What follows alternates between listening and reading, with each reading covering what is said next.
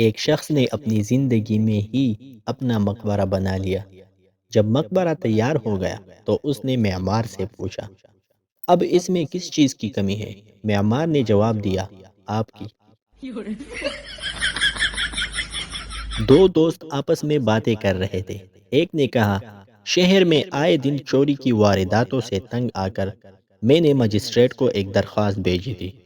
دوسرے دوست نے پوچھا، پھر کوئی تسلی بخش کارروائی بھی ہوئی؟ پہلے نے جواب دیا کہ بس ایک چٹھی وصول ہوئی تھی جس پر تحریر تھا، اپنی درخواست دوبارہ بھیجیے، آپ کی پہلی درخواست فائل سے چوری ہو گئی ہے۔ ایک شخص نماز پڑھ رہا تھا کہ اس کا ایک دوست آیا تو اسے نماز پڑھتا دیکھ کر واپس جانے لگا۔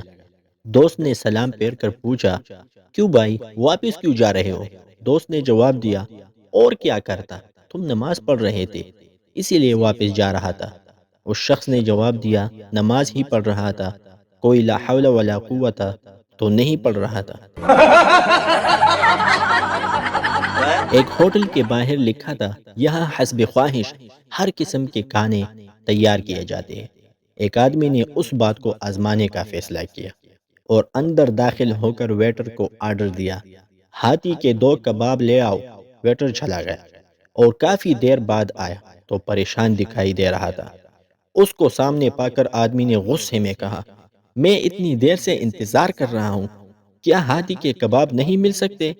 ویٹر نے ادب سے جواب دیا، جناب کباب تو مل سکتے ہیں مگر مینیجر صاحب کا کہنا ہے کہ ہم صرف 2 کبابوں کے لیے ہاتھی ذبح نہیں کر سکتے۔ That's the funniest thing I've ever seen in my life.